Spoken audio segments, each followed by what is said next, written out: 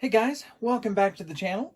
Today's video is all about the Galileo Shuttlecraft. This is a new model kit being put up by Polar Lights. It's 1/32 scale and it's 11 inches long. It is a fantastic looking model, and we have lit our review copy. So you can see quite a few different lit parts there. And we have hidden a battery and switch underneath the model. So let's go back to the beginning. Let's go back to the very start of our build, and we'll show you how we built this model kit up. Now, when we talk about ships with hidden batteries and hidden switches, my favorite is the Viper. And I'm going to be using kind of the same idea as I did in this Viper in the Galileo. And in the Viper, we just have kind of the landing hatch here with a battery hidden underneath it. And under this landing gear panel, we have our switch. So we can just turn the ship on and off in there. Put our hatch back on. And have our nicely lit engines and our lit cockpit all just kind of hidden away in the ship. Now the Galileo, much bigger than a Viper, so we have a much easier job. So first thing we do is we just cut a square out of the bottom, a view that nobody's ever going to see on the ship, and we just cut that out to make this our access panel. Now this is all pre-paint, so it will look better in the final design. But once you cut out your square, you're just going to lay a strip of styrene on one side to keep it from going in, and a strip of styrene on the opposite side to hold it in place. So then when you're putting it in, you just tuck that under and close it up. On top, it's held together by magnets. So we just glue some magnets down on top of it right here and here. And then on the bottom part, we need to put a little bit of metal. So I dug a channel, and you can put any metal you want in there. You can do a paper clip. I did some finish nails that I filed smooth so that it fits flush, and tacked it down with a little bit of super glue.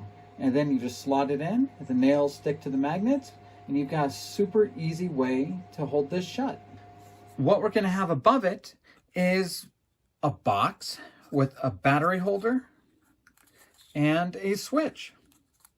And we're just going to be gluing this inside the ship above our compartment so that we'll be able to come down, open up our hatch, and get to the switch and get to the battery. I really don't think we're going to need much lighting in this ship. We're going to light the nacelle domes with these little 3mm LEDs. Then we're going to use some LED strip along the back. This is going to light the impulse engines on the shuttle. My first video, I called them windows and was properly corrected that the back lights on the ship are an impulse engine. So we're going to use some LED strips back there. And then we're just going to use some LED strips to light the main cabin of the ship, just so you can kind of see that there's some light behind the window. So that's really all the lighting we're going to do in this ship. We're going to just connect it to that switch and battery box and build the model around it. All right, I took a few minutes. I soldered wires onto the LEDs for our nacelles. I used magnet wire to make it really easy to fit through the nacelle struts. I've wired up our LED strips to light the engines and the main cabin. And I wired it all to our switch. So you can see really simple connections here. Just battery box to the switch, wires coming out, and then each light source has a positive and a negative wire all joined together and shrink wrapped. And that makes it real easy. Just this little switch turns on all of our lights. So when it comes to building the nacelle, it's going to be pretty easy. Real standard construction. I will say I am very happy with the fit of just the bare plastic. And this is not a snap kit in any way. So you can kind of get a look at things here. So take a look at this. Look at that seam on top, just with these pressed and held together. That is a fantastic fit. And you can even see just right here, holding these together, a lot of that seam really disappears very easily. Then this is always the part where you can really take a look and see how well things are done. How well those rings from the right and the left side of the pylon fit together, and how much cleanup you're going to have to do to make it look like those are just the same ring all the way across. And I am very happy with this. I think that if we just glue this together nicely, we really won't need much cleanup on that. But there's a couple parts of the ship that I'd like to be kind of lit white. So I want to frost them. That's going to be the end caps for our nacelles and this clear plastic that's going to go back behind the impulse engine. So what I'm using to frost them is this. This is a mix of Tamiya flat base and Tamiya clear. So flat base is, you buy it in a paint jar, but it's not a paint. It's an additive. You add it to Tamiya gloss colors to make it flat. So I've mixed it with Tamiya clear here to make a very dense, frosty paint. So Tamiya clear versus Tamiya flat base, and that makes kind of a real frosty look. You can usually make a satin clear coat with it. You've got to go real slow with this, just kind of light layers over light layers. If you do too much of the flat base at once, it'll kind of cake and crack. So we're going to lightly do several coats to get these nicely frosted. And then afterwards, we're going to do some clear acrylic behind it to make sure it's real strong and sturdy.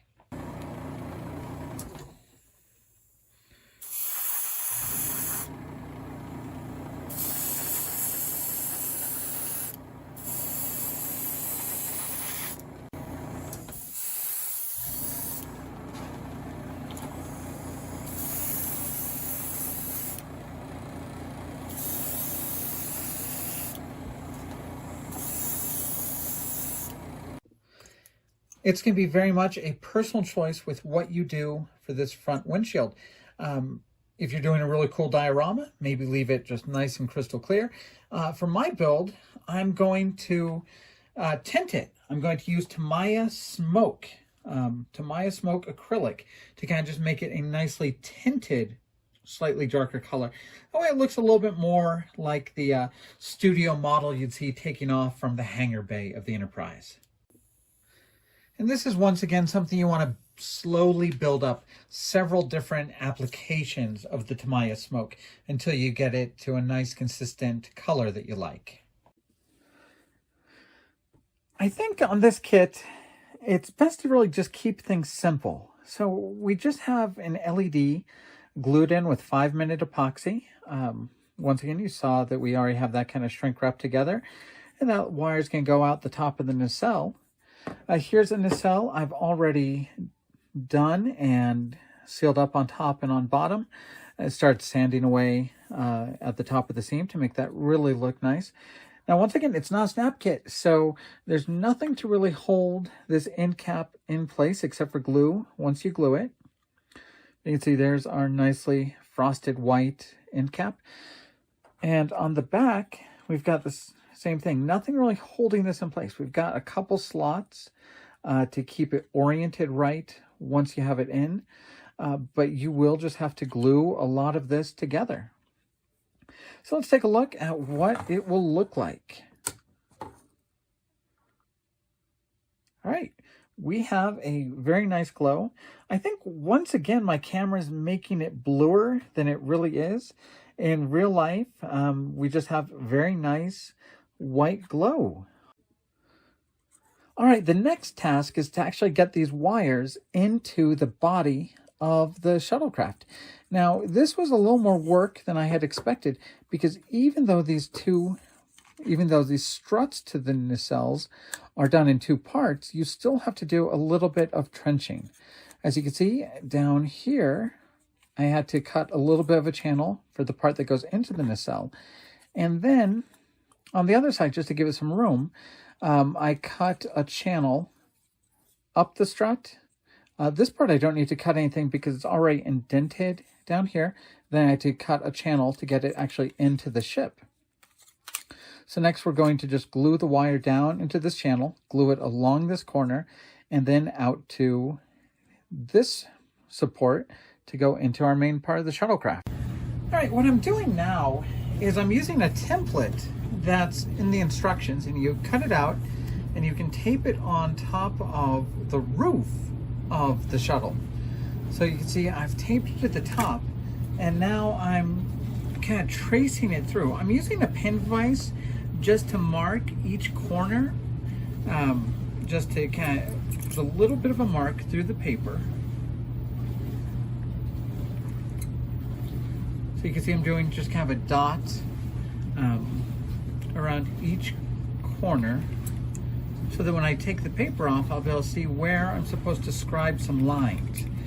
So if you read the comments on one of the previous videos, Gary Kerr, who's done some really extensive study on the Galileo Shuttlecraft, found these scribed lines on top of the shuttle, but it was too late to change the tooling to get them reflected on the model kit. So now we just have little pilot marks that are going to help us figure out where to scribe these lines. All right, I've laid tape down on the sections I want to do first. So I've laid out the outline here. I need to remind myself I have not laid this one out yet, so I X'd it out. Same thing on top, I'm doing the outside ones. I'm not doing the middle one right now, and I'm going to do the outside. There are a lot of different tools people use. I'm mostly going to be starting off just with an X-Acto knife and then following it through just with the dental pick to kind of scribe these lines in. So we're just going to use a ruler, line it up, have a nice edge, and just start using the dental pick against it to scribe our line. Now, that scribing tool, the dental pick, leaves raised edges. So the last thing we're going to do is we're going to get it wet.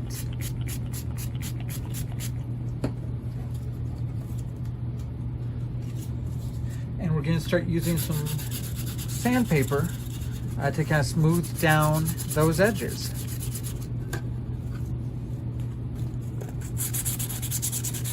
All right, now it's really time to start looking at the directions to kind of figure out how we're actually building this up. Now, my favorite part is probably right here with these interlocking shutter pieces. And that just kind of gives you this really cool kind of layered look. You do see that there are some injection pinholes, and as I look at that, I think that is going to be, oh, nope, those are going to be on the inside. So yeah, you do have some injection pinholes here, but they will be on the side that should be hidden inside the ship. So the side that faces out is free of those. But I think this is a really cool look, kind of with those layered pieces there. And then adding in kind of our frosted part, and you kind of start to see the effect we're going to have when we get this on the model. Now, on this model kit, things don't really fit until they do. And I'm going to try and explain what I mean by that. So you kind of put these three pieces together, but when you glue them, you're supposed to already have this built so you can use this as a jig. So you can kind of press everything up against it, then you can glue it, and that's going to hold it in shape. When you get to these big sections here, these two side panels and the front windshield, none of them really fit until all three pieces are in and together. So really study these directions. They tell you glue the back part first, and these parts need to be kind of loose so they can flex for you to squeeze in the windshield. Then once you've got the windshield in there, you can glue all those together. Now, I've spared you from having to watch me paint the insides black, then white for light blocking, but I will show you that I have painted the insides a blue gray and a tan gray, And looking just at some screen caps, it looks like the inside of the ship did have kind of those two different colors going on inside the ship. So people aren't really going to see the inside, but all know it was painted. And if you're looking, you can see I've kind of gone off the map on assembling this, because you're supposed to build the entire part and then slot in the nacelles. I found that to be really hard. Even just doing a dry fit, there wasn't enough of a gluing surface here. Without that strut in there, your only real gluing surfaces were your little posts and kind of some thin edges around here. Imagine for a second that this big strut here on the pylon wasn't there. Your only gluing surface would be this little strip here, this strip here, and this one here. I found that gluing this in place first gave me a really big surface that I can glue the top to. And if you look at kind of the construction on the other side, you can see just kind of the big points of contact that I end up getting to have by having that in at this part of the assembly. So once I decided to do that, it made things work a lot easier. And I hope that I haven't made it too rigid to give me trouble fitting the other parts in.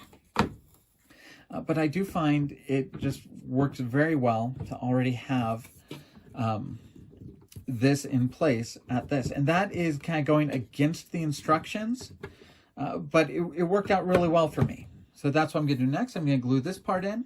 And I'll show you again real quick that we really are getting some really good seams here. I'll have to get a layer of paint on this to kind of see what the seam looks like. But these two parts are mating up very, very well. And I think just a little real light putty and real light sanding, and we'll have a really nice, smooth, seamless look here. Now the door can be done either open or closed, and it's got a little bit of a hinge system here. So you have kind of this door frame that goes around the outside and just kind of holds this in place. And you can see it can just kind of pivot on these two little posts. One little note on these little detail pieces that are going to fit right in here is I used just a drop of Elmer's glue right inside the divot here and let it dry before I painted it. And now I can just use some tweezers to pull the Elmer's glue out, and we've got a wonderfully preserved clear piece underneath.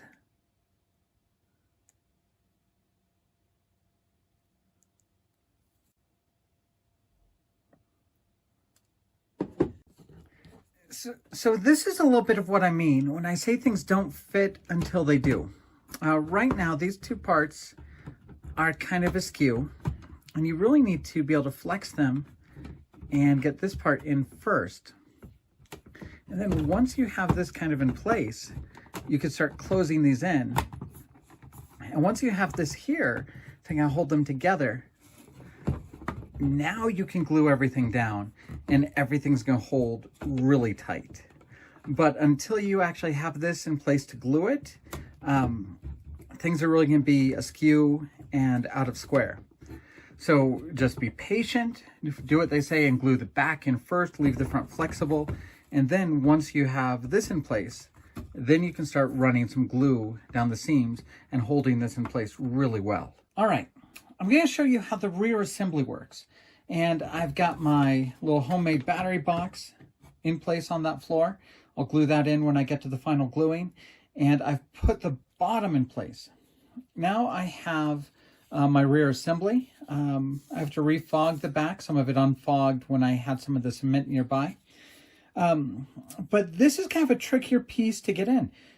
If you look at this kind of square shape here, it has to fit in to these grooves. So you have to kind of widen things and flex things to get things to fit in place. You have these little triangle posts here. They're going to fit into the triangles down here. And you have to kind of maneuver it all to get everything to fit in place before you glue it. And before you can finish up, you're going to have to slide the roof in as well. So you've got a lot of moving components, and you have to get everything really in place in the same time before you start gluing any of these final parts. So I'm going to flex it a little bit to fit this in. I'm going to aim for that, getting that triangle part in first.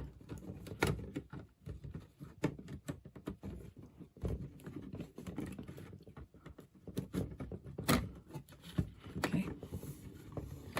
And now we're going to try to position the rectangle from the rear part into these grooves.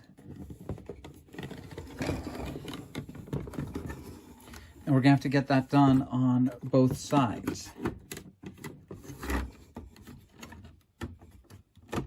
Okay, so now I've got it. It's good and sturdy and in place. And when you get things together, they really will fit well. Now the trick is going to be that you have to slide this in, and you're going to have to let it widen up to get these little bits in through too. I'm glad I've got this doorway open so I can kind of hold that up in place. All right. And then once again, you just have to make sure you're maneuvering everything so everything is held in well. There we go. And once you have it held in place like this, then you can start gluing all of these parts in together, gluing these seams to hold all the sides together, and then you're going to have a sturdy, completed ship. All right, I'm going to take that apart. I'm going to finish gluing my lights in place, and I'm going to do that off camera. And I'm just going to start laying beads of cement throughout all of this, down here, down the sides, down these sides, so that everything is really firmly glued in place.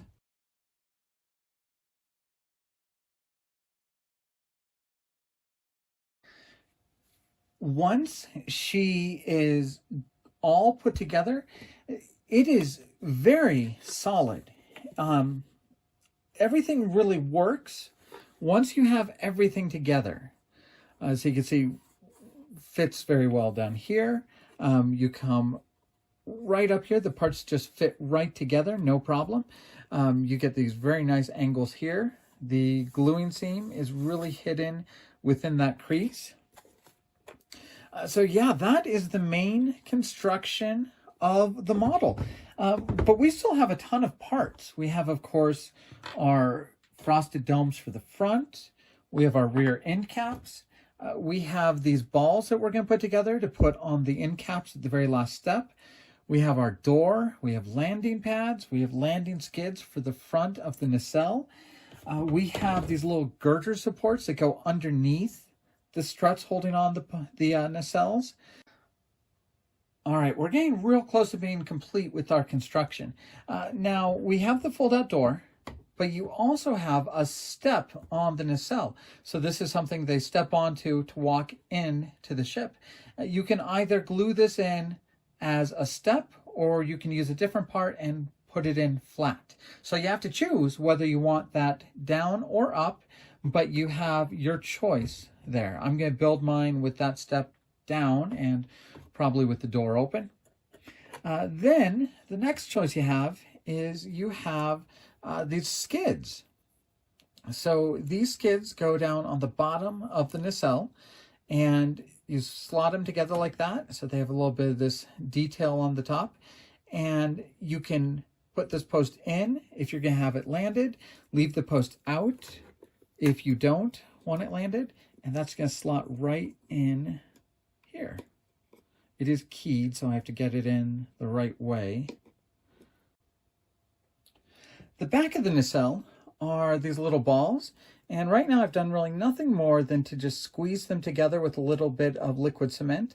So you can see they've fit together really well. We've got a little bit of a seam. That might even be something that will just be covered up with our first coat of paint. But very well done. We might just sand the edge there just to make sure that seam disappears. But that's a really well molded piece. Then we have a more complicated skid that kind of fits along the back of the ship. This might be kind of the most complicated part of the build. I'll show you how that looks in the instructions. So yeah, it's kind of a complicated piece here, probably 6 different parts going together to make that last part of the skid. And then on the bottom side of those struts, we have these little kind of girder shapes. And you want to look at these kind of carefully because there will be a side with injection tooling marks and a side without. So just make sure the sides that are getting the most views are the ones that don't have those injector pin marks. All right, guys, we have a base coat on the model, and now we're actually ready to start putting on some decals. And the decals are going really well. Most of them are marking decals to provide the name for the shuttle, and they're from the Enterprise. But I'll show you kind of the interesting pieces here along the model. Now for the stripe that goes along the nacelle, you do get a solid version that you can kind of see right here. But since I'm making mine with this little step out, they do have a decal that has that cutout already cut out for you.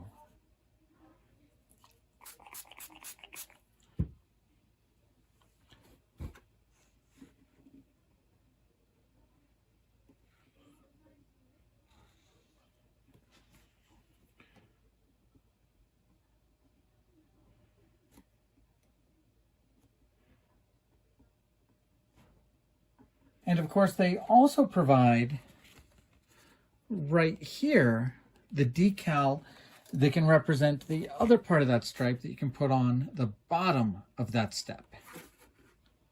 So this stripe that goes across the door is done as one piece. So I've kind of put mine on. I'm going to wait for it to dry.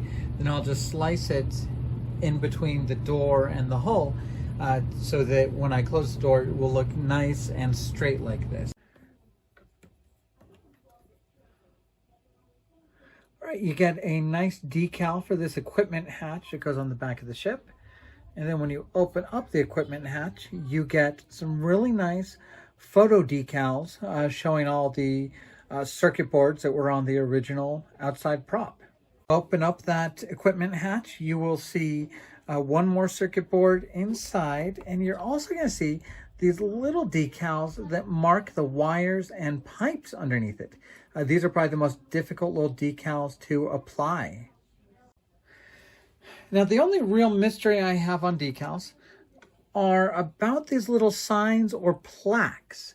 Now, you get a note on the outside of the box saying the lower versions are the ones actually used in the production. So it seems like these were what was on the actual full-size prop back in the 60s. The decals above it, the ones that I've used, these seem to match what I was able to see on pictures of the Galileo restoration project, the completely restored version of the Galileo that has been on display. So I really don't know much about these.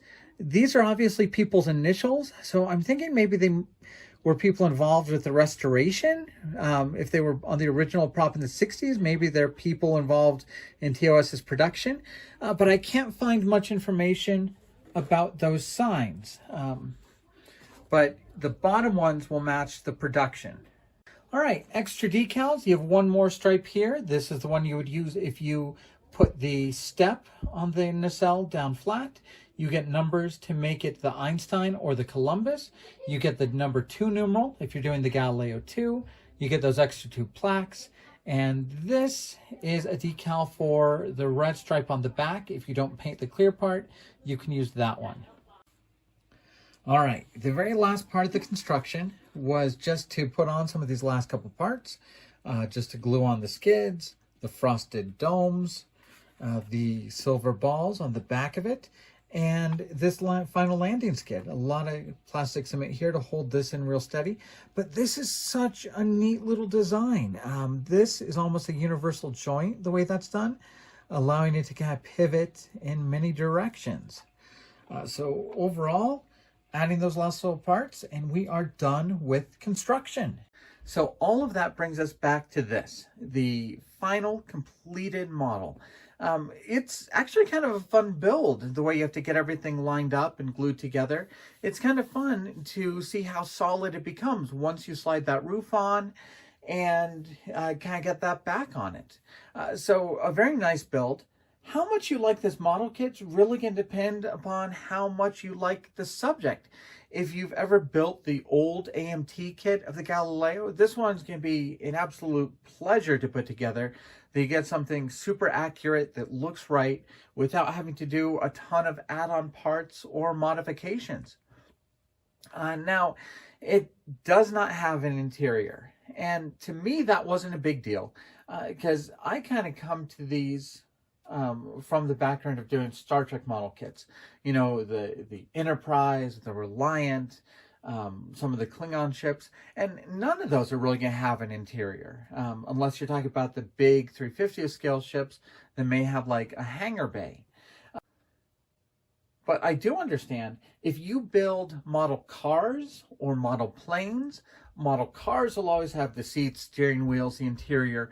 Planes are always going to have cockpits. So if you're coming to this kind of from that perspective, I understand why it might bother you that this doesn't have an interior. But to me, it wasn't that big of a deal. I will say I'm not a huge fan of having to scribe lines. I'm not very good at it. I think mine ended up kind of being too deep, and I wasn't quite sure how to do the rounded corners very well, so I kind of just let the lines kind of fade off around those corners. I think it adds to the ship. I kind of like seeing that detail across what would otherwise be a real large blank surface. So I'm glad I scribed them in, but that was probably the part of the build I liked the least. The part of the build I probably liked the most was just how well and clean all the seams really turned out. You know, the ship, it's supposed to be very elegant, and there is actually a seam right here, and with just a little bit of putty and sanding, that seam really goes away. So you just have a nice curve all the way from the top down here, all the way out to the wing. So I think that cleaned up really well. I'm also super happy with how the nacelles turned out. A little bit of light sanding, a little bit of putty in a few spots, and very easy to get these really nice and smooth the way they should be. So the kit does what it should. It builds up into a really elegant model of the Galileo Shuttlecraft. I really love a lot of the small details on this. I love this back landing skid. I love these girders that fit underneath the struts. I like the fine detail on all these vents that they put on. Really nice design here to get those interlocking parts. I like being able to take off this access panel. I think that worked out really well. And it's, once again, something you're going to have to choose. You're either going to have to choose whether it's closed or choose to glue it open like this. So you get some choices, and that'll work really well if you end up doing any dioramas with this. So all in all, I really do feel this is what people have been wanting when it comes to a model of the Galileo. A modern, really well-fitting, good-looking ship. The decals to make it any three of the shuttlecrafts that we've seen in the series. Big opportunity to add your own lighting. It is an opportunity to add your own interior if you feel like scratch building one. But even if you don't light it, even if you don't build an interior for this, you're going to be able to build this kit up, decal it, and it's going to be a good looking model on your shelf without having to go to all the trouble you had to if you were building the kit that came out in 1974. So like always, hopefully this gives you a good idea of what the model kit is like, a good idea of how it builds up, and hopefully it gives you some ideas on how you guys can build your own models of this when you get it. Put any questions down in the comments. We'll try and do a follow-up video with answering any more of your questions. Please like the videos, please subscribe to the channel, and we'll be back with more videos soon.